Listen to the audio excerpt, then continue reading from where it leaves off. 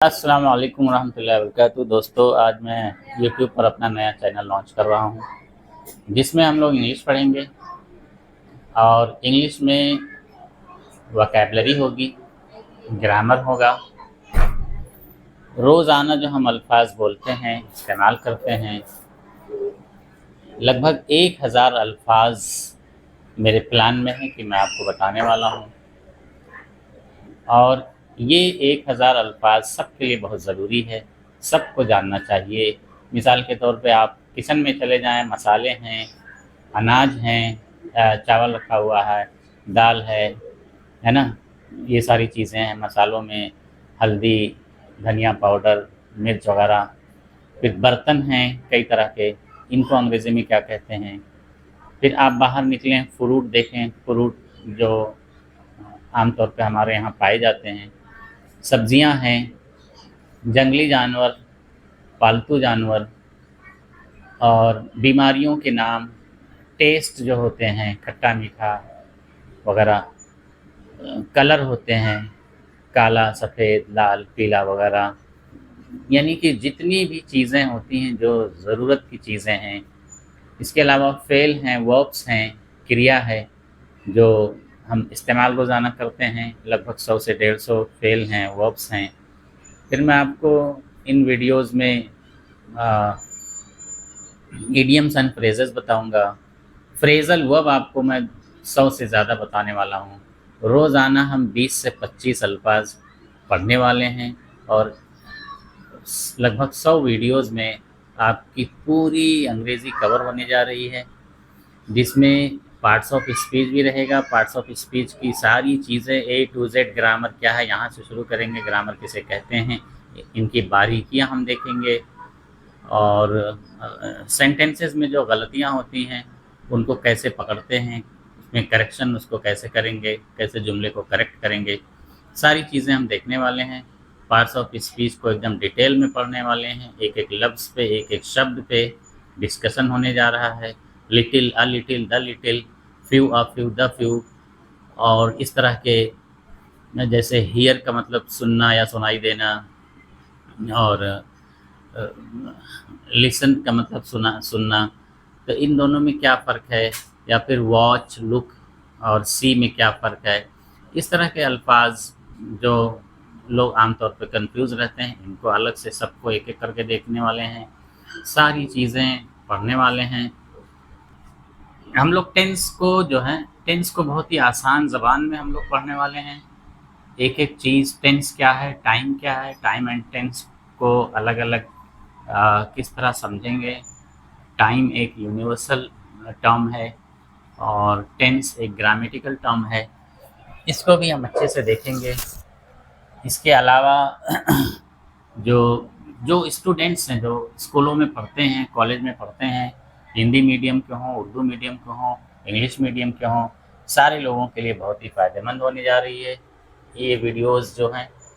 और बेसिक चीज़ों से रहेंगी, क्योंकि बहुत सारी चीज़ें मैं खुद पढ़ाता हूँ, स्कूलों में पढ़ाता आ रहा हूँ 25 सालों से। तो और भी मैंने देखा है कि हर चीज़ जिसकी ज़रूरत है, सारी चीज़ें स्कूल में कवर नहीं हो पाती हैं, टीचर्स कवर नहीं करवा पाते हैं। तो यहाँ पर हम एक एक चीज़ और एक एक बारीकी देखने वाले हैं, जिससे तलबा को बहुत ही फ़ायदा होने वाला है। इन सब के अलावा हम जो नाइन्थ, टेंथ, 11th, 12th की एनसीईआरटी किताबें हैं, जो यूपी में भी आप देख रहे हैं कि एनसीईआरटी बेस्ड हैं यहाँ की किताबें। तो इनका सही से तर्जुमा, सही से अर्थ आपको यूट्यूब पर कहीं भी नहीं मिलेगा। कोई भी टीचर एकदम वो उस तरह का तर्जुमा या अर्थ नहीं बता पाते हैं या बताते नहीं हैं, जो एक गांव में रहने वाले स्टूडेंट्स को ज़रूरी होती हैं कि इस तरह का तर्जुमा हो, आसान ज़बान में हो, आसान भाषा में हो। तो उस ऐसे आसान भाषा में तर्जुमा भी बताया जाएगा, और जो सबके लिए बहुत ही फ़ायदेमंद होने वाली हैं। आप सभी जानते हैं कि इंग्लिश, दुनिया की जो आबादी है लगभग 7.5 अरब, एग्जैक्ट मुझे नहीं पता, लेकिन 7.5 अरब जो आबादी, लगभग आबादी है, इसमें आधी दुनिया अंग्रेज़ी बोलती है, समझती है और सुनती चली आई है। क्योंकि इंग्लिश एक इंटरनेशनल लैंग्वेज है। आप किसी भी मुल्क में जाएंगे तो हर जगह इंग्लिश ज़रूर मिलेगी। और जहाँ तक उर्दू और हिंदी की बात है तो ये तो कोई इंटरनेशनल ज़बानें हैं नहीं, इसलिए आपको कहीं मिलेगी, कहीं नहीं मिलेगी। लेकिन इंग्लिश जो है हर जगह आपको मिलने वाली है। आधी दुनिया एज़ अ फर्स्ट लैंग्वेज और एज़ अ सेकंड लैंग्वेज अंग्रेज़ी को बोलती है और सुनती और समझती है। इसलिए आपके लिए ज़रूरी है कि आप इंग्लिश को अच्छे से सीखें। आप कैसे पता चलेगा कि आप बहुत पढ़े लिखे हैं? आप ट्रेन में सफ़र कर रहे हों या किसी शहर में हों, 4 लोग 5 लोग इकट्ठा होकर बातें करते हैं, तो ख़ास करके गाँव के लोग वहाँ गए हुए हैं, तो वो अगर लोग अंग्रेज़ी में बातें कर रहे हैं, तो ये गाँव वाले वहाँ पर इंग्लिश न तो उनकी बातें समझ पाते हैं और ना खुद बोल पाते हैं। तो अंग्रेज़ी आप बोलेंगे, अगर मान लीजिए ट्रेन में आप सफ़र कर रहे हैं, सब लोग तो उर्दू हिंदी में बात करते रहते हैं, कैसे पता चलेगा कि कोई पढ़ा लिखा है? जब आप बीच में अंग्रेज़ी बोलने लगेंगे, तो फिर जो वहाँ पर बैठे हुए लोग हैं, उनको पता चलेगा, ये लगेगा कि ये आदमी पढ़ा लिखा हुआ है। कब? जब आप अंग्रेज़ी बोलेंगे। इसलिए आप अंग्रेज़ी ज़रूर सीखें। जो स्टूडेंट्स हैं, स्कूलों में पढ़ते हैं या नहीं पढ़ते हैं, मर्द है, औरत है, बूढ़ा है, जवान है, बच्चा, सबके लिए अंग्रेज़ी ज़रूरी है। इसलिए आप सभी इन वीडियोज़ को देखें और इससे फ़ायदा उठाएँ। अब गाँव वालों में आपने देखा कि गाँव के अक्सर लोग जो हैं इंग्लिश बोल नहीं पाते हैं। अगर लिखना हो ग्रामर तो अच्छा रहता है, लिखते भी हैं अच्छा, लेकिन जब बोलने की बारी आती है तो बोल नहीं पाते और कोई अगर अंग्रेज़ी फ़ास्ट बोल रहा है, स्पीड में बोल रहा है, तो उसको वो समझ नहीं पाते हैं। तो इसलिए भी ये वीडियोज़ ऐसे लोगों के लिए बहुत ज़रूरी हैं।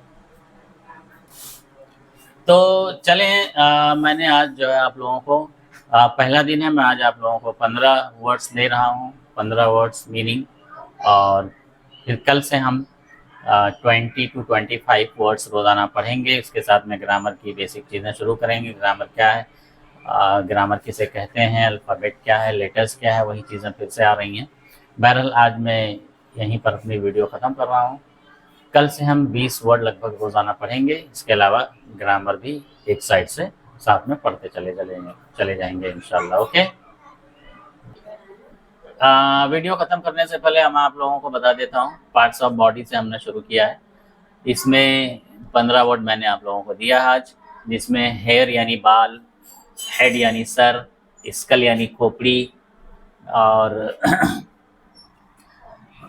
फोरहेड यानी माथा, टेम्पल यानी कनपटी, आई ब्रो यानी भौं, आई लैश, ब्राउनी, आई यानी आँख, आई, फिर से देख लेते हैं। आई का मतलब आँख, और आई लिड यानी पलक, आई बॉल यानी आँख का डेला जो गोल वाला है आँख के अंदर, ब्रेन यानी दिमाग, भेजा कहते हैं जिसको, नेक यानी गर्दन, ईयर यानी कान, ईयर लोब कान की लुड़की ये वाली जो होती है जहाँ पे औरतें बाली वगैरह पहनती हैं, चीक यानी गाल। तो इस तरह से हमने 15 वर्ड्स आज देखे हैं और आगे हम जो है धीरे धीरे बढ़ते जाएंगे। 20 अल्फाज रोज़ाना देखने वाले हैं।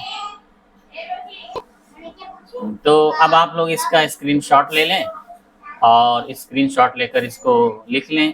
नोटबुक एक बढ़िया, 2 नोटबुक्स आप लोग ले लें, एक मीनिंग की और एक ग्रामर की। एक में वर्ड मीनिंग आप लिखें और एक में ग्रामर लिखें इंशाल्लाह। ठीक है, फिर वीडियो को यहीं पर ख़त्म करते हैं और इस तरह से हम कंटिन्यू आगे पढ़ेंगे इंशाल्लाह। कोई दिक्कत नहीं है, कोई मसला नहीं है। ओके, अस्सलाम वालेकुम।